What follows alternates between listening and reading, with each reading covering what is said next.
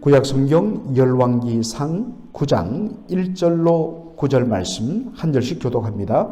솔로몬이 여호와의 전과 왕궁 건축하기를 마치며 자기의 무릇 이루기를 원하던 일이 마친 때에 여호와께서 전에 기브온에서 나타나신 같이 다시 솔로몬에게 나타나사 저에게 이르시되 네가 내 앞에서 기도하며 간구함을 내가 들었은즉 내가 너희의 건축한 이 전을 거룩하게 구별하여 나의 이름을 영영히 그곳에 두며 나의 눈과 나의 마음이 항상 거기 있으리니 내가 만일 내 아비 다윗의 행함같이 마음을 온전히 하고 바르게 하여 내 앞에서 행하며 내가 내게 명한 대로 온갖 것을 순종하여 나의 법도와 율례를 지키면 내가 내 아비 다윗에게 허하여 이르기를 이스라엘 위에 오를 사람이 내게서 끊어지지 아니하리라 한대로 너희의 이스라엘의 왕위를 영원히 견고하게 하려니와 만일 너희나 너희 자손이 아주 돌이켜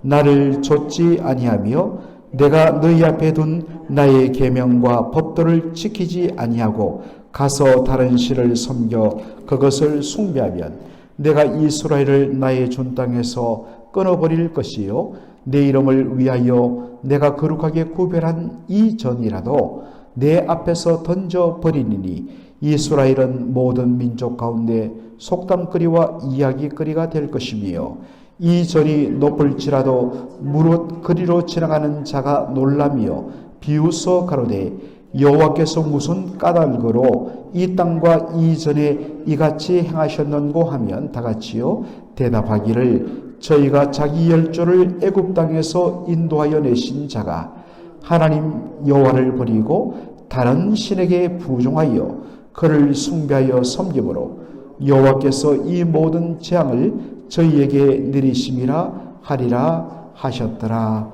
아멘. 오늘 저는 열왕기상 9장 1절로 9절을 본문으로 절정과 절제라는 제목으로 말씀을 전하고자 합니다.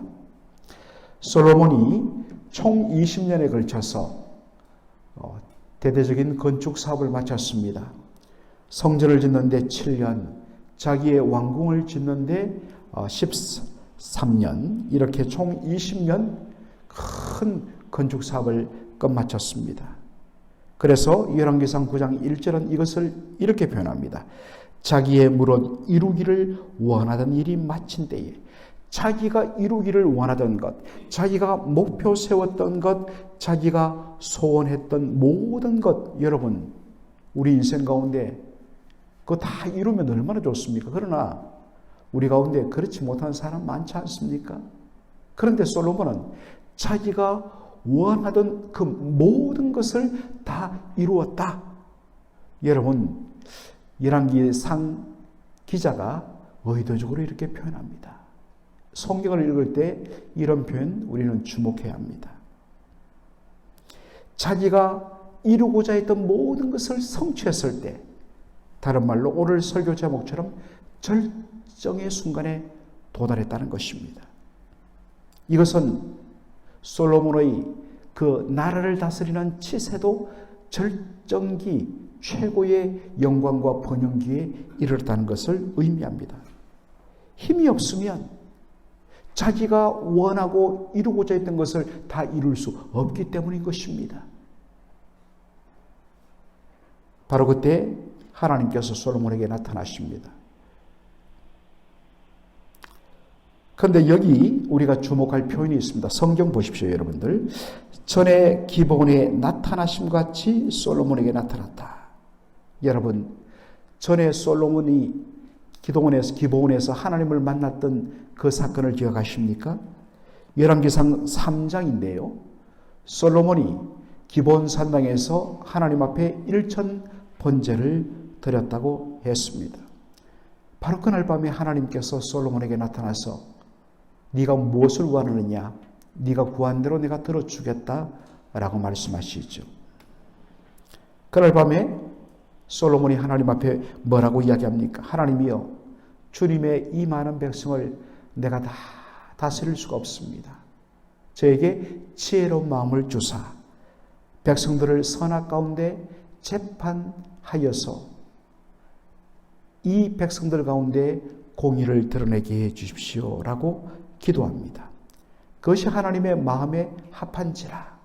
그래서 하나님이 그가 구한 지혜로운 마음은 말할 것도 없고 구하지 않은 부귀영화까지 하나님께서 다 주십니다.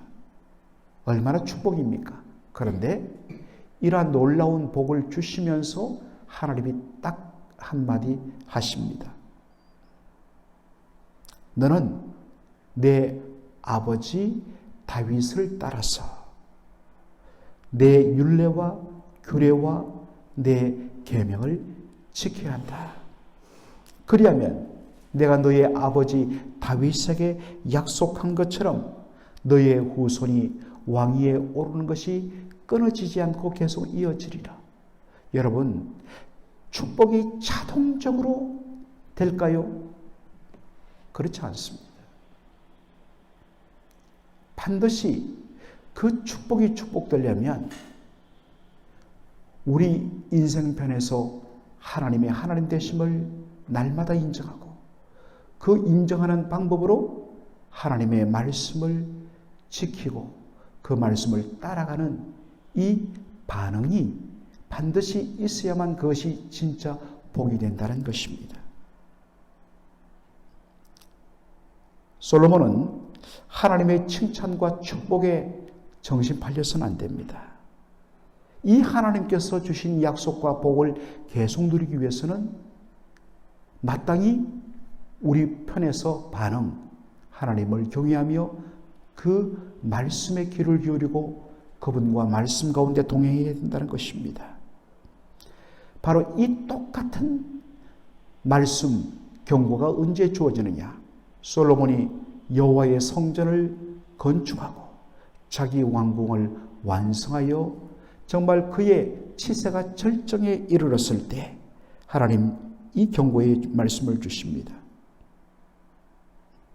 솔로몬이 하나님 앞에 뭐라고 기도합니까? 하나님이여, 우리가 열왕기상 8장 봤듯이 제가 지은 이 여호와의 이름으로 일컫는 이 성에 하나님 당신의 이름을 두시고 이 성전을 향하여 기도하는 때마다 하나님은 하늘에서 들으시고 응답하여 주십시오라고 했을 때 하나님 그대로 하겠다고 이야기합니다.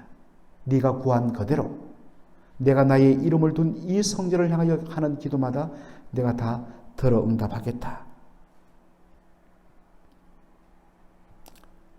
그렇다면 솔로몬 해야 할 것이 뭐냐? 너는 마음을 다하여 내 율례와 규례를 지키라. 그리하면 내가 너의 부친 다윗에게 언약한 대로, 그 언약이 어디에 나옵니까? 사무엘하 7장에 나오죠.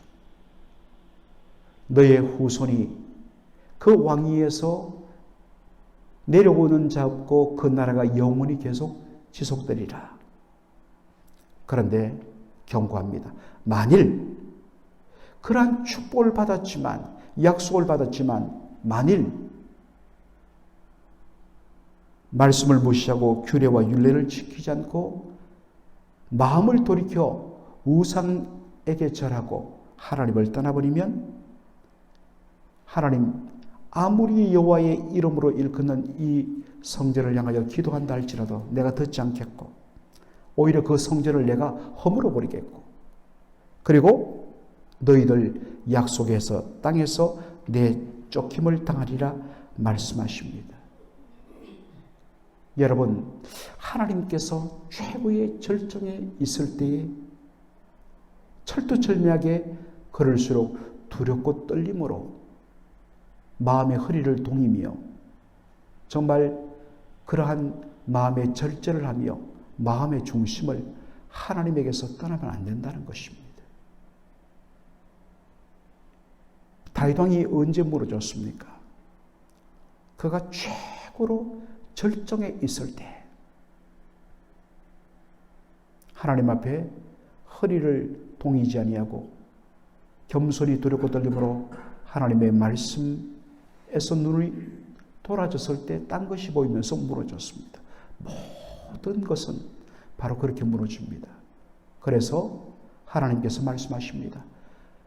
바로 선 줄 알거든 뭐 할 것 조심해라. 넘어질까 주의하라.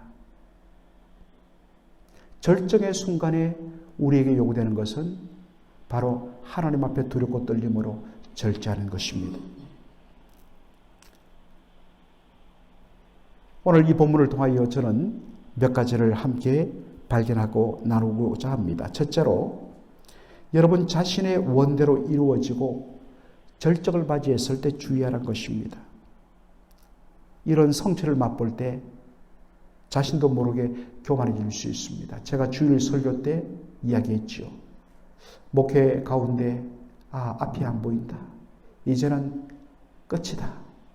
라고 절망의 순간에 하나님께서 기이하게 열어주시고 풀어주시고 놀랍게 새일을 향하시는 것을 경험했습니다.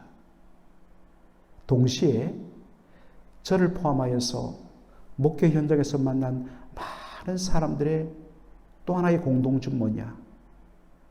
뭔가 잘 된다. 뭔가 내가 뜻한 바를 이루었다. 그럴 때 무너지더라고요. 성공 자체가 그 다음에 하나님께서 반드시 내리꽂는다.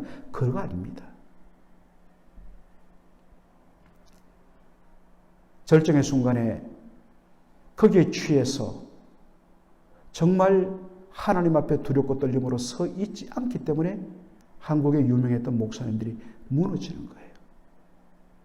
그 한때 쓰임받던 교회들이 무너지는 거예요. 지금은 겉은 멀쩡하지만 무너지고 있는 소리가 들립니다.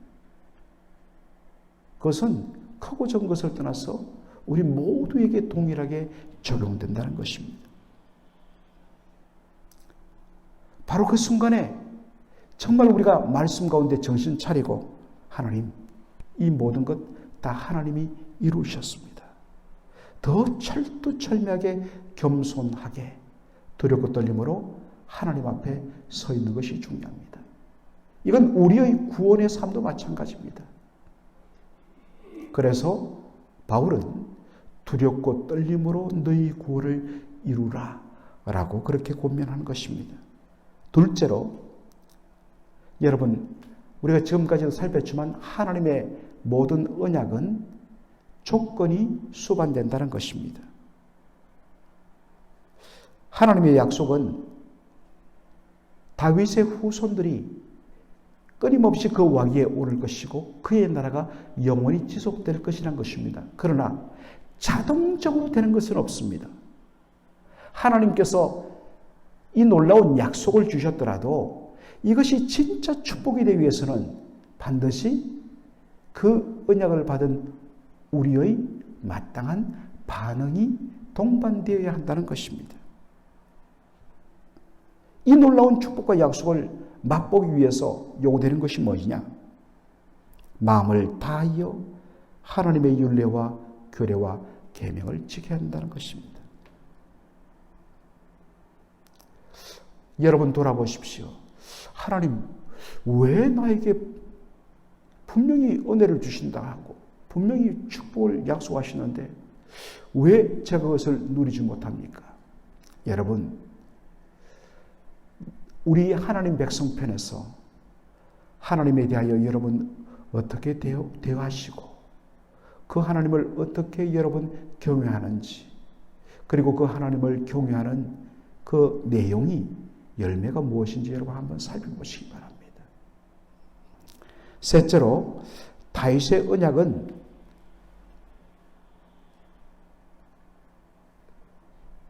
한편으로 보면 실패한 것처럼 보입니다. 왜 그렇습니까? 다윗의 후손들이 그 왕위를 계속 이어가지 못하고 결국에는 마지막으로 남았던 남왕국 유다의 마지막 왕 시드기야 11년에 바벨론에 의해서 완전히 나라가 멸망당하고 그의 모든 가족들과 후손들이 다 바벨론의 포로로 끌려가기 때문입니다. 그 이후에 다윗의 후손들이 이스라엘의 왕위에 오르지 못했습니다. 그 나라가 영원하지 못했습니다. 그렇다면 하나님께서 다윗에게 주신 그 언약은 취소되는 것인가? 그렇지 않습니다. 하나님은 비록 우리가 하나님의 말씀을 온전히 지키지 못하고 순종하지 못함으로 한편으로는 무너지는 것 같아도 하나님은 당신 편에서 당신의 신실하신 성품에 근거하여 주신 그 언약을 하나님은 친히 이루어 가십니다. 어떻게 해요? 다윗의 후손으로 나신 예수 그리스도를 통하여 성취하시는 것입니다. 십자가의 죽기까지 복종하신 예수님을 하나님이 일으키셔서 지극히 높이시고 하나님 우편에 앉히시고 하늘과 땅의 모든 권세를 주셔서 만왕의 왕 만주의 주로 다스리게 되십니다. 그 결과 다윗의 후손 예수 그리스도가 바로 영원하신 하나님 나라의 왕위에 오르시고 계시고 다스리심을 통하여서 하나님의 언약은 반드시 성취된다는 것을 보여줍니다. 사랑하는 성도 여러분, 하나님의 약속은 하나님께서 반드시 이루십니다.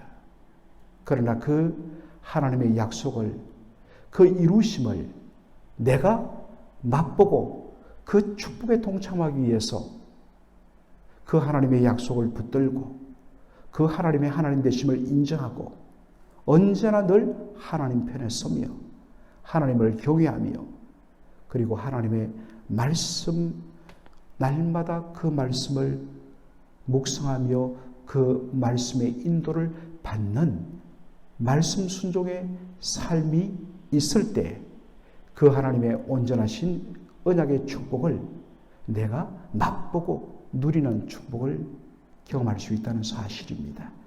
이 밸런스를 여러분 잘 유지하시고 오늘도 주와 함께 동행하시는 여러분 되기를 주의 이름으로 축원합니다. 아멘. 살아계신 우리 아버지 하나님, 은혜와 사랑을 감사드립니다.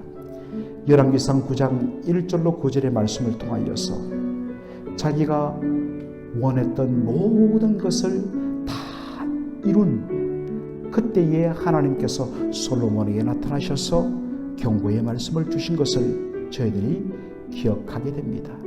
하나님, 우리 인생이 내 원하던 대로 다 이루었다. 정말 어마어마한 축복인 것 같지만 이것이 주님의 전적인 은혜 가운데 되어짐을 인정하며 그 고백과 시선을 주님께 맞추지 않는 바로 그때에 우리 인생은 이 모든 것을 내가 이루었다. 내 뜻대로 다 했다. 그래서 바로 거기로부터 넘어짐과 무너짐이 시작한 것을 저희들이 얼마나 많이 보았는지 모릅니다.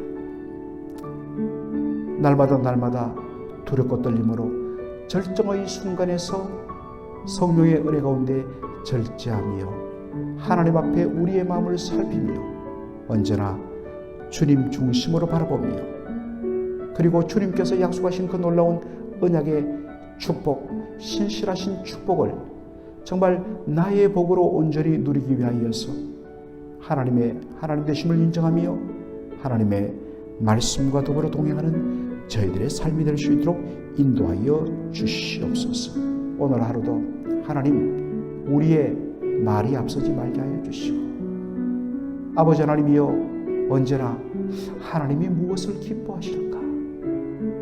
주여 아버지 하나님 늘 우리의 마음의 중심이 그렇게 서게 하여 주시옵소서. 예수님의 이름으로 기도하옵나이다. 아멘.